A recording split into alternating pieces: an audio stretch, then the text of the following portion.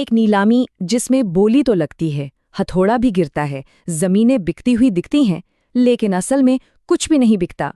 तो आज हम उतरने वाले हैं एक ऐसी ही प्रेत नीलामी की कहानी में, जहां चालाकी और धोखे ने एक पूरे साम्राज्य की सबसे बड़ी योजना को घुटनों पर ला दिया था। साल था 1797 और जगह थी बंगाल, और दांव पर लगी थी बर्दवान के राजा की पूरी रियासत। सोचिए, उनकी शान, उनकी पीढ़ियों की विरासत, सब कुछ एक झटके में खत्म होने वाला था। जरा सोचिए उस राजा के बारे में जिसका कभी हुक्म चलता था, आज उसे अपनी ही जमीन की सार्वजनिक नीलामी देखने पर मजबूर होना पड़ रहा था। ये सिर्फ जमीन का सौदा नहीं था, ये तो इज्जत की नीलामी थी। पर जैसे ही नीलामी शुरू हुई, कुछ बहुत अजीब होने लगा। खरीदार आ रहे थे, बोलियां लग रही थी, लेकिन कहानी में एक बहुत बड़ा पेच था। ये नीलामी वैसी बिल्कुल नहीं थी जैसी वो दिख रही थी। और वो पेंच था ये नंबर। इस नीलामी में हुई 95% बिक्री फर्जी थी। जी हाँ, आपने सही सुना, लगभग सारी की सारी। तो सवाल ये उठता है कि इतने बड़े पैमाने पर यह धोखा आखिर रचा क्यों गया, और एक राजा को ऐसा करने की जरूरत क्यों पड़ी। चलिए इस रहस्य की तह तक चलते हैं। असल में बर्दवान की यह घटना अकेली नहीं थी। ये तो ईस्ट इंडिया कंपनी के एक नए और बेहद सख्त सिस्टम के खिलाफ पूरे बंगाल में चल रहे एक तरह के मौन विद्रोह का हिस्सा थी। और इस पूरे खेल के सेंटर में था 1793 का इस्तमरारी बंदोबस्त, जिसे अंग्रेजी में परमानेंट सेटलमेंट कहते हैं।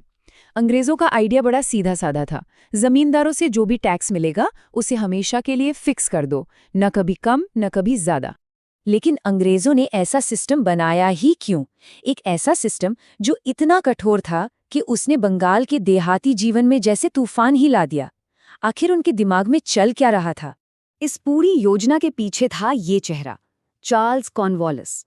उसे लगा कि ये एक मास्टर स्ट्रोक है, बस ये एक चाल, और कंपनी की सारी आर्थिक मुश्किलें हल हो जाएंगी और बंगाल में एक तरह की स्थिरता आ जाएगी। तो कंपनी के इरादे थे क्या? देखिए, प्लान बिल्कुल साफ था।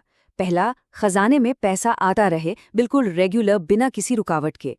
दूसरा, उन्हें उम्मीद थी कि जमींदार ज्यादा मुनाफा कमाने के लिए खेती में इन्वेस्ट करेंगे। और सबसे बड़ा लक्ष्य, भारत में अपने वफादारों का एक अमीर क्लास तैयार करना जो हमेशा उनके साथ खड़ा रहे।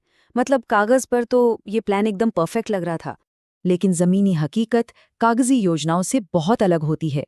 ये परफेक्ट प्लान बुरी तरह से फेल हो रहा था। एक के बाद एक जमींदार दिवालिया हो रहे थे और उनकी जमीनें नीलाम हो रही थीं। तो फिर गड़बड़ कहाँ हुई? असल में गड़बड़ हर तरफ थी। एक तो टैक्स की मांग, भाई वो इतनी ज्यादा थी कि उसे चुकाना लगभग नामुमकिन था। ऊपर से ये नियम तब लागू हुआ जब बाजार में फसलों के दाम बहुत गिरे हुए थे। और इन सब के ऊपर थी सबसे बड़ी मुसीबत, सूर्यास्त कानून। और तो और, कंपनी ने लगान वसूलने के लिए जमींदारों के हाथ पांव भी बांध दिए थे। उनकी स्थानीय ताकत काफी हद तक छीन ली थी। और ये सूर्यास्त कानून तो बिल्कुल बेरहम था। मतलब साफ था, अगर तय तारीख को सूरज डूबने तक पैसा खजाने में नहीं आया तो आपकी जमींदारी गई। अब चाहे बाढ़ आए, सूखा पड़े या फसल बर्बाद हो जाए, कोई सुनवाई नहीं थी, कोई एक्सक्यूज नहीं। और जब पुराने ताकतवर लोग यानी जमींदार कमजोर पड़ रहे थे, तो जाहिर है कोई नया ग्रुप तो इस उथल-पुथल का फायदा उठाने के लिए सामने आएगा ही। और यहाँ पे एंट्री हुई जोतदारों की, यानी गांव के अमीर किसानों और व्यापारियों की। देखिए, ये तस्वीरें पूरी कहानी को एकदम साफ कर देती हैं। एक तरफ शहर में रहने वाले जमींदार, जिनकी ताकत अब बस नाम की रह गई थी, और दूसरी तरफ गांव में रहने वाले जोतदार, जिनकी पकड़ जमीन और लोगों पर मजबूत होती जा रही थी। तो अब फर्क समझ आ रहा है। जमींदार की ताकत सरकारी थी, जो अब कंपनी ने छीन ली थी, लेकिन जोतदार की ताकत असली थी, जमीनी थी। वो लोगों को कर्ज देते थे, उनके व्यापार पर उनका कब्जा था, और गांव की राजनीति को वही कंट्रोल करते थे। जमींदार डूब रहे थे और जोतदार उभर रहे थे। तो चलिए वापस बर्धमान के राजा की कहानी पर लौटते हैं। ऐसे मुश्किल हालात में जब सब कुछ खत्म होता दिख रहा था, तब जमींदारों ने हार नहीं मानी।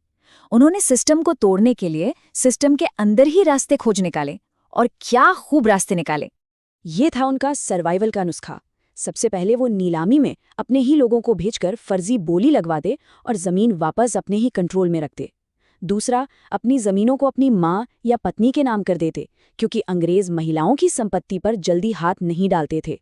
और अगर फिर भी कोई बाहरी आदमी जमीन खरीद लेता तो उनके लठियाल यानी उनके मसल्स उसे ऐसा सबक सिखाते कि वो दोबारा उस इलाके में नजर भी नहीं आता था। उनकी सबसे बड़ी चाल थी बेनामी लेन देन, मतलब कागज पर जमीन किसी नौकर या दूर के रिश्तेदार के नाम पर है, लेकिन असल में कंट्रोल किसका है? पुराने जमींदार का। ये कानून को धोखा देने का एक शानदार तरीका था। अब सवाल ये है कि हमें ये सारी अंदर की बातें पता कैसे चली? ये इसलिए पता चली क्योंकि बंगाल के गांवों में चल रहा ये ड्रामा इतना बड़ा हो गया था कि इसकी गूंज लंदन में ब्रिटिश संसद तक पहुंच गई। इस पूरी कहानी का कच्चा चिट्ठा सामने आया एक बहुत ही मशहूर दस्तावेज से, 1813 की 5th रिपोर्ट। ये कोई छोटी मोटी रिपोर्ट नहीं थी। सोचिए, 1000 से ज्यादा पन्नों का एक दस्तावेज था जिसने ईस्ट इंडिया कंपनी के कुशासन और बंगाल की असली हालत को दुनिया के सामने लाके रख दिया था। उसी दौर के एक सर्वेयर थे फ्रांसिस बुकानन। उन्होंने अपनी रिपोर्ट में जो लिखा वो गौर करने लायक है।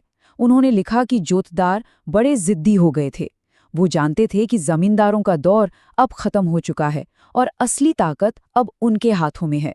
ये देहात में सत्ता के बदलते समीकरण का सबसे बड़ा सबूत था। और ये कहानी हमें एक बुनियादी सवाल पर लाकर छोड़ देती है। जब कानून वो लोग बनाते हैं जो जमीनी हकीकत से हजारों मील दूर बैठे हैं, तो असल में जीतता कौन है? वो जो नियम बनाता है या फिर वो जो नियमों को अपने हिसाब से मोड़ना जानता है? इस पर सोचिएगा जरूर।